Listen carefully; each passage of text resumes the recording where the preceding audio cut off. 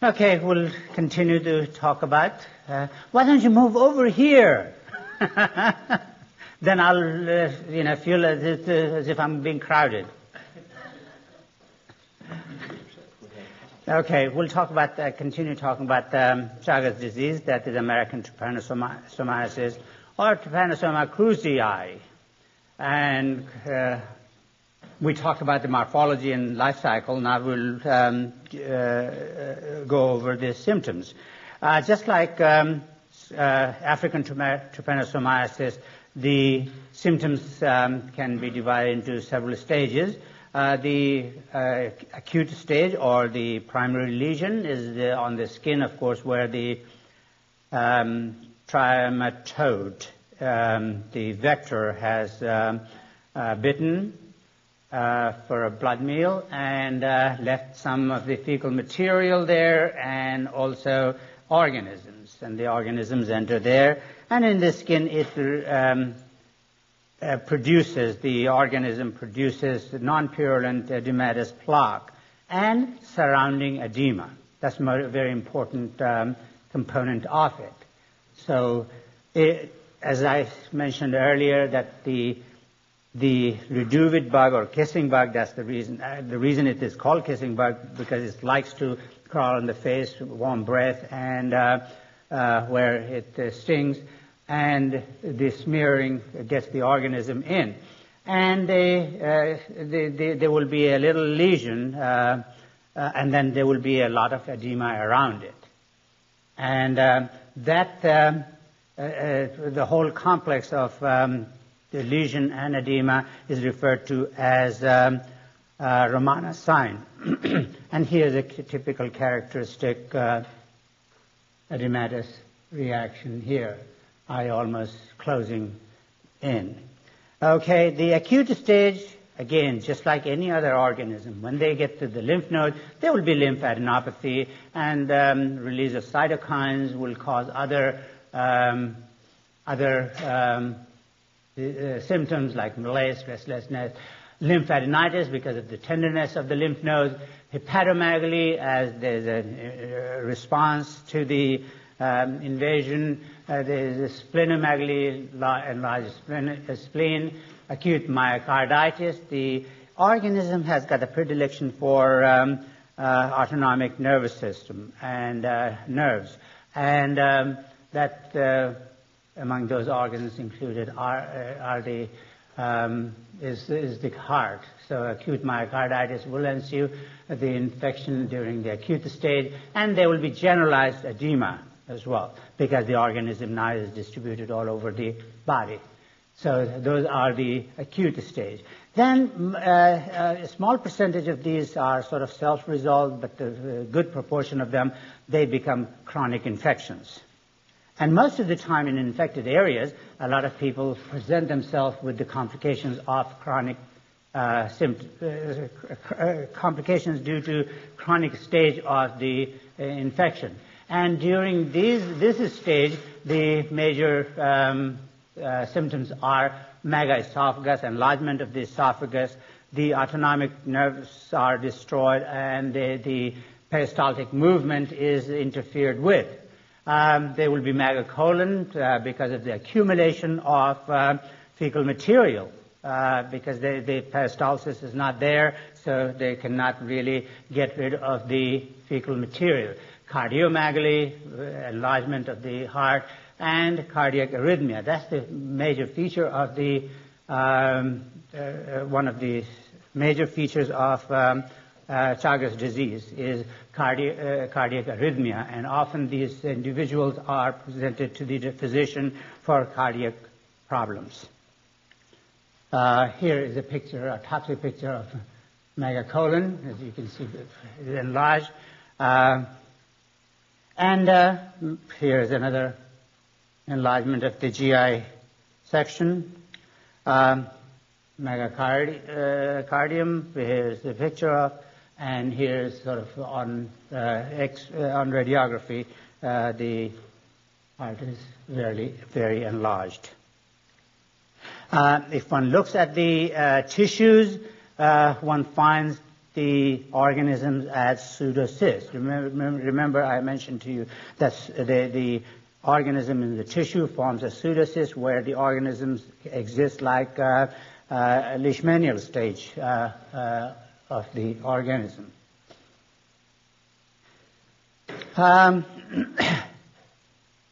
Pathology is direct inflammatory response due to the presence of organism. There is another toxin has also been described, referred to as Chaga toxin, and its effect is actually somewhat like lipopolysaccharide. And then damage to the infected cells, particularly of the autonomous nervous system neurons, destruction of those autonomic nerve ganglions, and that's why the peristalsis and the cardiac arrhythmia occurs. Okay, products of humoral immune response also lead to immune complex formation, and that will cause some damage, and then CMI too. Remember, the organisms can go inside the cell. As opposed to Trypanosoma brucei, this organism can survive and can grow inside macrophages, especially when they're not activated. They will internalize the organism and they'll support the growth. And consequence of that is, or response to that is cell-mediated immunity. Antibody, when it is produced, it kills, but not the eradicated T. cruzi because they can hide inside the cells. They become intercellular, and they cannot be eradicated because of that. CMI, somewhat protective, has some protective value. And although there is no vaccine for it, but in experimental situations it's been shown that if one uses immunostimulants that activate macrophages, induces interferon, in turn activates macrophages, that one can, the infected mice at least, they can get rid of the organism. Activation, as I mentioned, macrophages. The general RE stimulation, general stimulation of the non-specific immune system. On one hand, it can lead to some killing of the organism, but if there are too many organisms, they cannot be gotten rid of easily. The RE stimulation leads to immunosuppression as well. So there is a secondary immunosuppression due to RE stimulation and presence of the organism. So those are the immunological features. Unlike Trypanosoma brucei, there is not a major role for changing antigenic code. Remember, variable surface glycoprotein I mentioned in context with Trypanosoma brucei. As the organism produces immune response, there is emergence of new clones that have got totally new variable surface glycoprotein, and the cycle goes on. There have been some very limited number of variable antigens described for Chagas disease as well, but not to the same extent as Trypanosoma brucei. So when you think of, or when you see variable surface glycoprotein, VSG, or changing antigenic code, think of Trypanosoma brucei rather than Trypanosoma cruzi.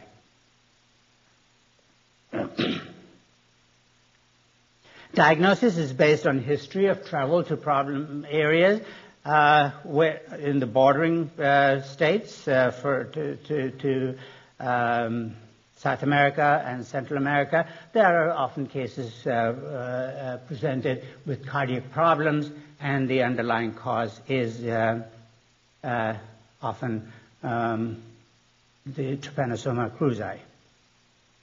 Ramana signs that I described, that the swelling around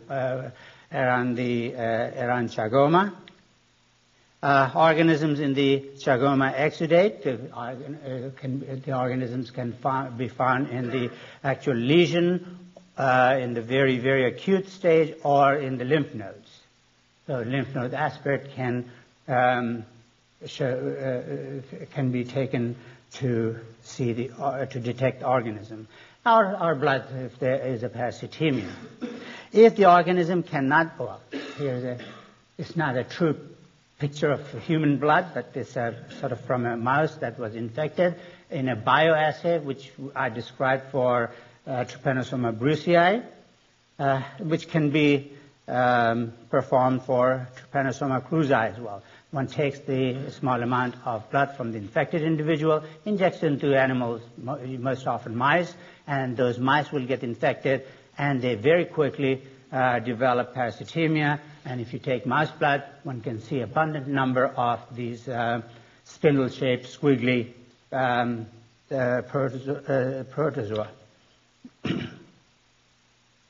Okay. The treatment is nifurtimox is in the acute stage, and then benzonidazole can of some value in chronic stage. But it is very difficult to treat once it enters the chronic stage. The control mechanism is avoiding the insects. Remember that the insect is not a flying insect. It can fly, but most often it's like palmetto bug, okay? That can fly, but very rarely it flies. But much smaller. Cone nose is the sort of specific feature. You've seen the picture of it. And one can avoid by taking the usual precautions. And the insect control by pesticide is a measure of control. There is no effective vaccine available at the moment. There are some efforts. It's a major parasitic disease in South America, so there are a lot of laboratories in those regions involved in developing developing vaccines. Okay. We'll move on to the next. Before we move on, the major comparison between brucei and cruzi is one causes sleeping sickness and tsetse fly is the vector. The other one causes chagomas and cardiac problems and sort of in the chronic stage. And that is Trypanosoma cruzi. One has surface glycoprotein, the other one does not. The Trypanosoma brucei survives the immune system because of having ability to change the antigenic coat, whereas the Trypanosoma brucei avoids the immune system by being internalized in the cells. So those are the major similarities and contrasts. In terms of morphology, they're identical. Okay, leishmaniasis. There are three different forms. Visceral, Leishmania donovani is the causative agent. You'll see it in the next slide. Cutaneous, Leishmania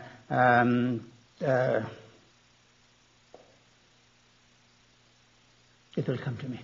And then the other leishmanial form called mucocutaneous, which is more common in South America. Tropica is the cutaneous and mucocutaneous.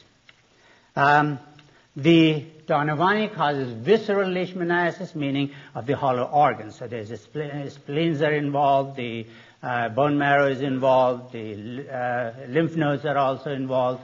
It is probably the most dangerous of all three, and is most predominant in Asia, particularly India. Afghanistan has visceral leishmaniasis, so our troops, there have been cases in our troops, in those who are in Afghanistan or have been there.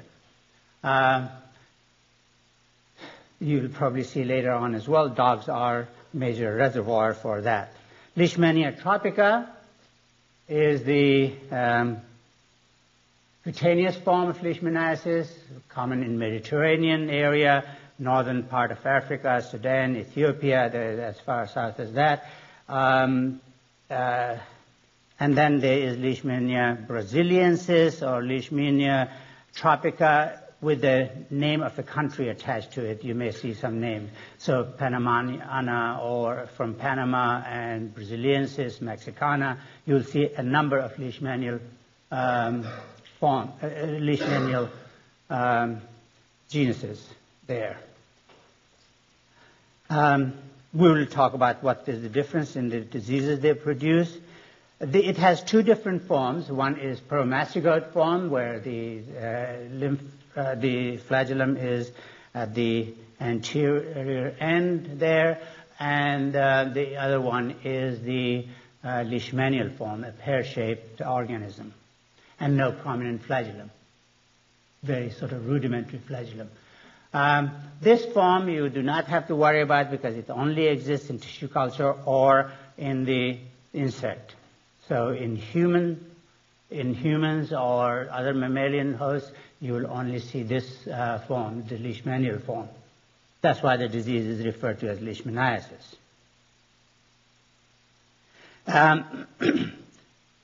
Okay, amastigote in the human host, and promastigote, also referred to as leptomonad, is in the vector, that is sandfly. That is the vector for the life cycle is similar to other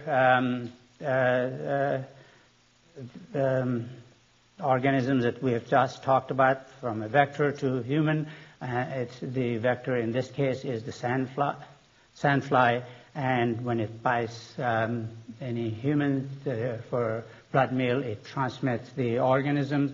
The organism, okay, here's the life cycle, and as I mentioned, dogs are the vector.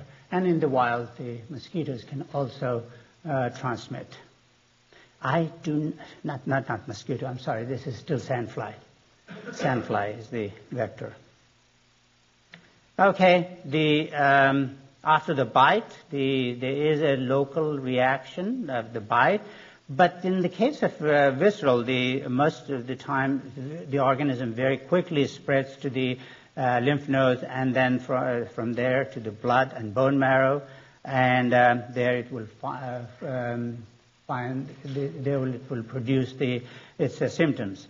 The characteristic feature is that there's not much of a local reaction at the bite site.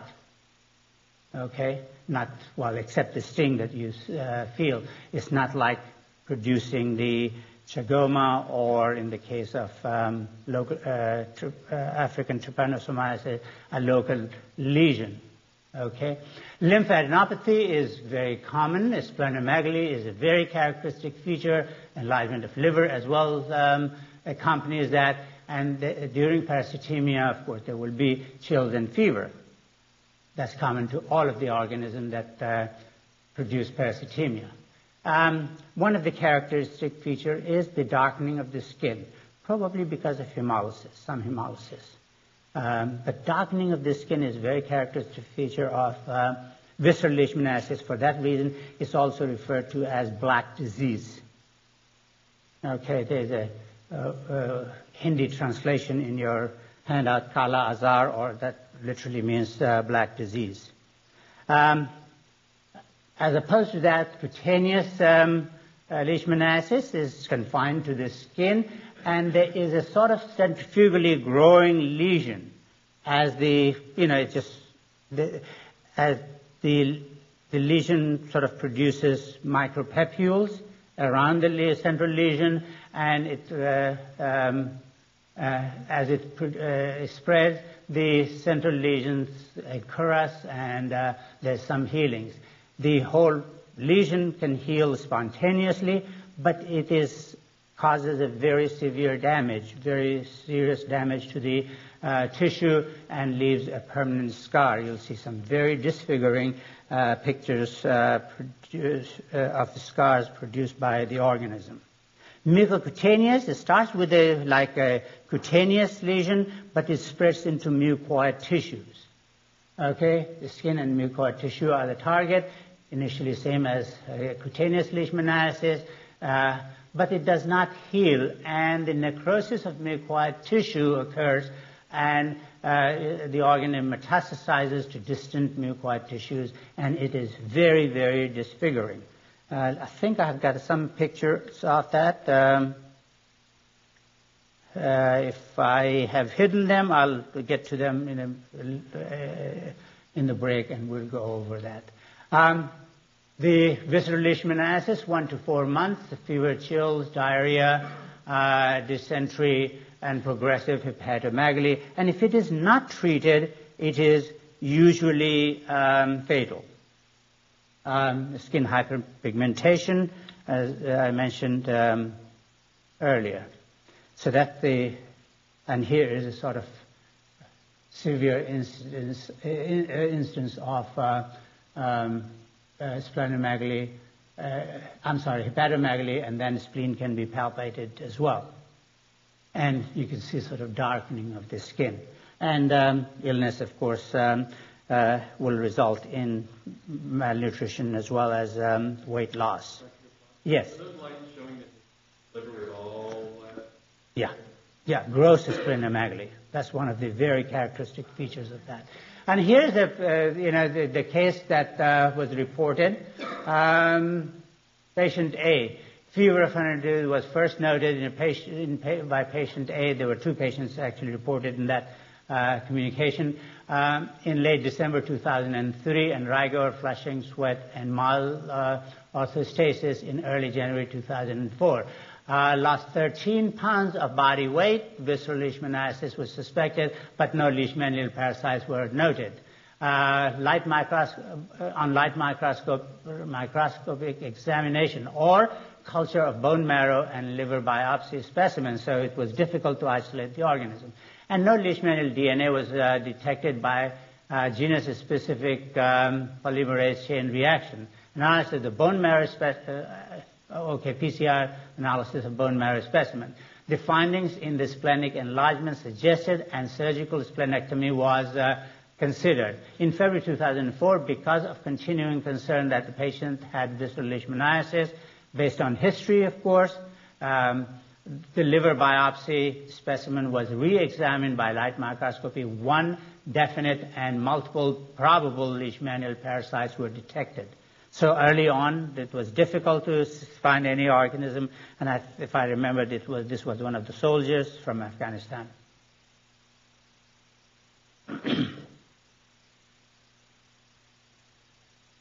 The accompanying patient B, the abrupt onset of fever 104, same symptoms as one before, symptoms worsened, and there was anorexia with a loss of 25 pounds. During the next 6 months. No leishmanial parasites were found on light microscopic examination of bone marrow and Buffy coat specimen, but were prevalent in liver biopsy specimens. So one can take and see the organisms in the enlarged liver. During February 2004, patient was treated with a lipid formulation of amphotericin B. That's an anti-mycotic drug. You'll hear more about it from Dr. DeSalvo when he comes to talk to you. But for some reason, it was thought it would be effective in this as well, resulting in a transient improvement of symptoms. He was re-hospitalized in March with a temperature of 102. Results of PCR analysis indicated Leishmania donovani, that is visceral leishmaniasis, of course. On March 19, a 28-day course of anti-leishmanial therapy, Pendosam. That's the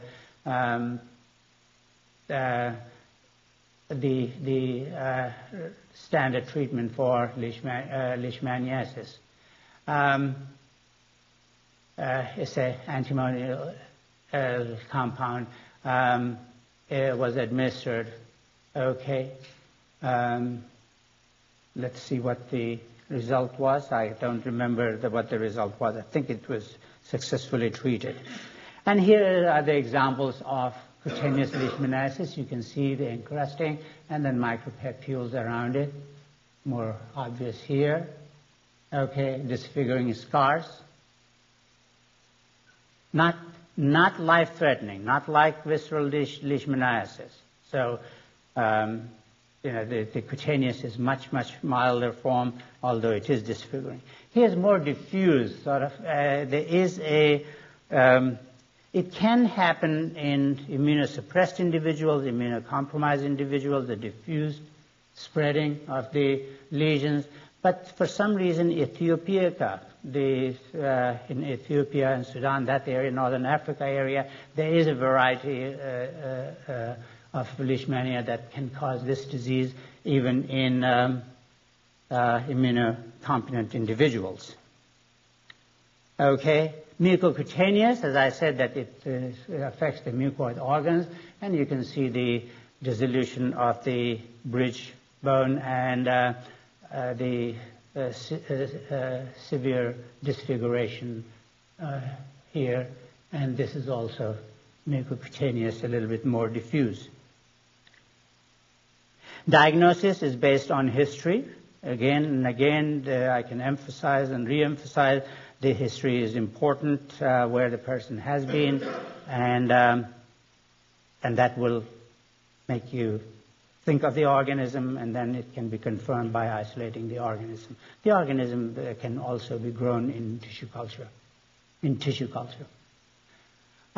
Lesion, presence of lesion, local lesion, or in the case of visceral, there's no lesion, so you've got to rely on biopsies and other symptoms. The organism can be found in the local lesion in the case of mucocutaneous or cutaneous, and in the bone marrow smear or the liver biopsy in the case of visceral leishmaniasis.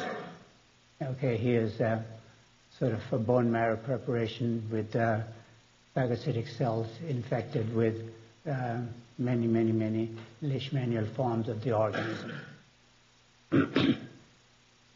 Here's another one from tissue culture where they are outside the cells as well as inside the cells. They are intracellular as well as extracellular.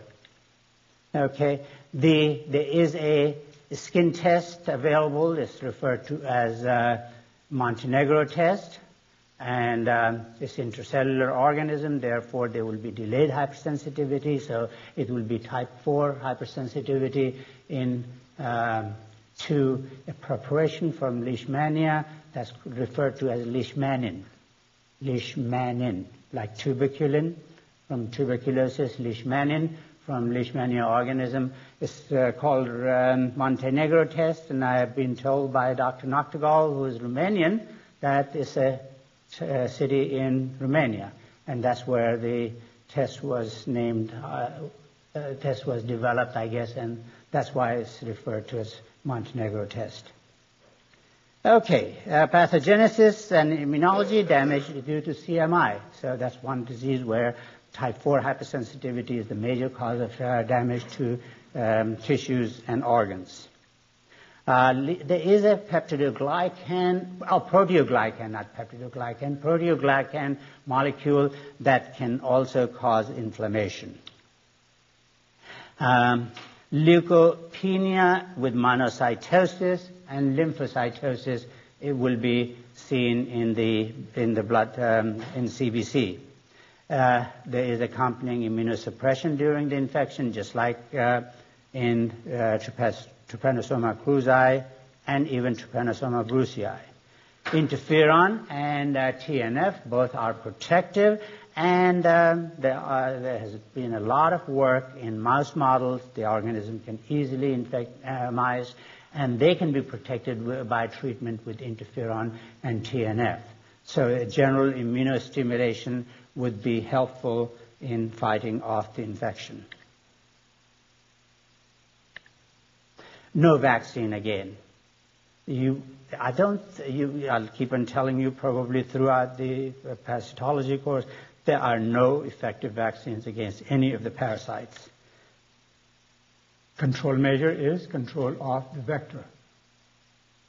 And getting rid of the stray dogs. Unfortunately, in that part of the world, there are lots and lots of stray dogs that are reservoir for leishmaniasis.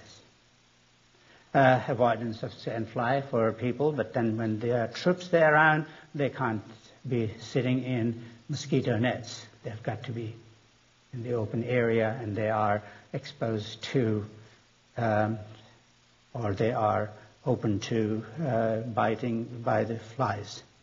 Pentasam, antimony gluconate, is the chemical nature of the therapeutic agent. Okay, so those were leishmania, and as you said, you can see morphologically they have similarity, and causing different diseases. Okay, next we will tackle malaria. That is probably the widest and most frequent infection, both in the tropics and subtropics. There are 4 different organisms, separate species, separate genera of these: the Plasmodium species, Plasmodium falciparum, Plasmodium vivax, Plasmodium ovale, and Plasmodium malariae are the 4 malaria-causing agents. As you will notice later, that Plasmodium falciparum is most serious of the 4 malarial parasites. Geographic distribution is almost worldwide, particularly in the tropics. You see nothing there, but I'll show you a few cases that there has been there have been indigenous cases of malaria in Texas, as well as far north as Virginia.